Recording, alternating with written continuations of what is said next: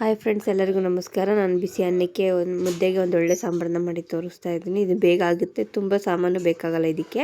ಇದನ್ನೀಗ ಯಾವ ಥರ ಮಾಡೋದಂತ ನೋಡೋಣ. ಅದಕ್ಕಿಂತ ಮುಂಚೆ ನನ್ನ ವಿಡಿಯೋಗಳೆಲ್ಲ ನಿಮ್ಗೆ ಇಷ್ಟ ಆದರೆ ಪ್ಲೀಸ್ ಲೈಕ್ ಮಾಡಿ, ಶೇರ್ ಮಾಡಿ, ಕಮೆಂಟ್ಸ್ ಮಾಡಿ. ನೋಡಿ, ಇವಾಗ ಒಂದು ಬಾಣಲಿನ ಬಿಸಿಗೆ ಇಟ್ಕೊಂಡು ಆ ಬಾಣಲಿ ಬಿಸಿ ಆದಮೇಲೆ ಇವಾಗ ನಾನು 150 ಗ್ರಾಮಷ್ಟು ಒಣ ಕಾಳು ಹಾಕೊಂಡಿದ್ದೀನಿ. ಹಸಿದೆಲ್ಲ ಇದು ಒಣ ಕಾಳು ಹಾಕಿ ಚೆನ್ನಾಗಿ ಹುರ್ಕೋಬೇಕು.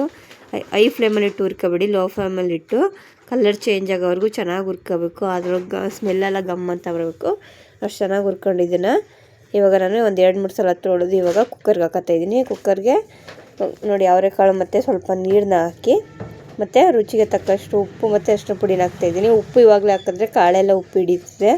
ಸಾಂಬಾರು ಜೊತೆ ಹಾಕಿದ್ರೆ ಸಪ್ಪೆ ಸಪ್ಪೆ ಅನಿಸುತ್ತೆ ಅಂತೇಳಿ ಇವಾಗೇ ಉಪ್ಪು ಹಾಕಿ ಬೇಯಿಸ್ಕೊತಾ ಇದ್ದೀನಿ. ಮಿನಿಮಮ್ ಒಂದು 4-5 ವಿಜಲ್ ಬರಬೇಕು. ಇದು ಒಣ ಅವರೆಕಾಳಲ್ವ, ಬೇಗ ಬೇಯಲ್ಲ ಅಂತೇಳಿ 4-5 ವಿಜಲ್ ಕೂಗಿಸ್ಕೊಂಡಿದ್ದೀನಿ. ನೆಕ್ಸ್ಟ್ ಒಂದು ಮಿಕ್ಸಿ ಜಾರ್ಗೆ ಸ್ವಲ್ಪ ಕೊತ್ತಂಬರಿ ಸೊಪ್ಪು ಮತ್ತು ಹುಣಸೆಹಣ್ಣು, ಸ್ವಲ್ಪ ನಿಮ್ಮ ಹುಳಿ ನೋಡ್ಕೊಂಡು ಹುಣಸೆಹಣ್ಣು ಹಾಕೊಳ್ಳಿ, ಮತ್ತು ಒಂದು ಟೊಮೊಟೊ, ಒಂದು ಈರುಳ್ಳಿ.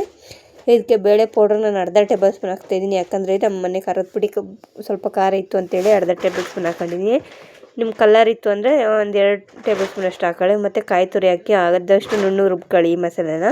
ಇವಾಗ ನೋಡಿ ಅಷ್ಟರಲ್ಲಿ ಅವರೆಕಾಳು ಬೆಂದಿದೆ, ಚೆನ್ನಾಗಿ ಬೆಂದಿದೆ. ನೋಡಿ ಈ ಥರ ಬೇಯಬೇಕು ಅವರೆಕಾಳು. ಈ ಥರ ಕೈಲಿ ಪ್ರೆಸ್ ಆಗಬೇಕು. ಆ ಥರ ಬೇಯಿಸ್ಕೊಂಡು ಇವಾಗ ಒಂದು ಬಾಣಲೆಗೆ ಬೇಯಿಸಿರೋಂಥ ಅವರೆಕಾಳು ಮತ್ತು ರುಬ್ಬಿರೋಂಥ ಮಸಾಲೆನ ಹಾಕೋತಾಯಿದ್ದೀನಿ. ನಾನು ಒಂದು ಟೈಮ್ಗೆ ಈ ಸಾಂಬಾರನ್ನ ಮಾಡಿ ತೋರಿಸ್ತಾ ಇದ್ದೀನಿ. ನಮ್ಮನೆ ಖಾರ ಇರೋದ್ರಿಂದ ಕಲರ್ ಸ್ವಲ್ಪ ಈ ಥರ ಇದೆ.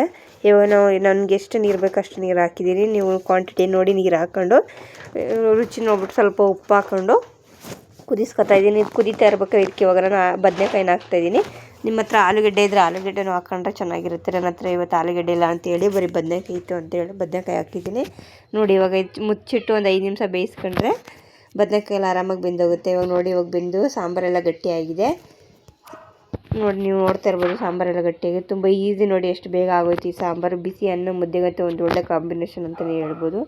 ಇವಾಗ ಒಗ್ಗರಣೆ ಮಾಡ್ಕೊಳ್ಳೋಣ. ಒಗ್ಗರಣೆಗೆ ಸ್ವಲ್ಪ ಎಣ್ಣೆ ಹಾಕಿ, ಎಣ್ಣೆ ಬಿಸಿ ಆದಮೇಲೆ ಸಾಸಿವೆ ಮತ್ತು ಕರಿಬೇವು ಸೊಪ್ಪು, ಸ್ವಲ್ಪ ಇಂಗು ಮತ್ತು ಒಣಮೆಣ್ಸಿಕಾಯಿ ಹಾಕಿ ಚೆನ್ನಾಗಿ ಫ್ರೈ ಮಾಡ್ಕೊಂಡು ಇದನ್ನು ಸಾಂಬಾರಿಗೆ ಮಿಕ್ಸ್ ಮಾಡಿದ್ರಾಯ್ತು. ಸಾಂಬಾರು ರೆಡಿ ಆಗೋಯ್ತು. ಇದನ್ನು ಬಿಸಿ ಅನ್ನದ ಜೊತೆ ಮುದ್ದೆ ಜೊತೆ ಸರ್ವ್ ಮಾಡಿದ್ರಂತೂ ಒಂದು ಒಳ್ಳೆ ಕಾಂಬಿನೇಷನ್ ಅಂತಲೇ ಹೇಳ್ಬೋದು. ಒಂದೊಳ್ಳೆ ಟೇಸ್ಟು, ಉಪ್ಪು, ಹುಳಿ, ಖಾರ ಎಲ್ಲ ಕರೆಕ್ಟಾಗಿರುತ್ತೆ. ನನ್ನ ವೀಡಿಯೋಗಳೆಲ್ಲ ನಿಮ್ಗೆ ಇಷ್ಟ ಆದರೆ ಪ್ಲೀಸ್ ಲೈಕ್ ಮಾಡಿ, ಶೇರ್ ಮಾಡಿ, ಕಮೆಂಟ್ಸ್ ಮಾಡಿ. ಪ್ಲೀಸ್ ಸಪೋರ್ಟ್ ಮಾಡಿ. ನೋಡ್ತಾ ಇರ್ಬೋದು ನೀವು ಎಷ್ಟು ಚೆನ್ನಾಗಿ ಬಂದಿದೆ ಸಾಂಬಾರು. ಇಷ್ಟ ಆದರೆ ಪ್ಲೀಸ್ ಸಬ್ಸ್ಕ್ರೈಬ್ ಮಾಡಿ.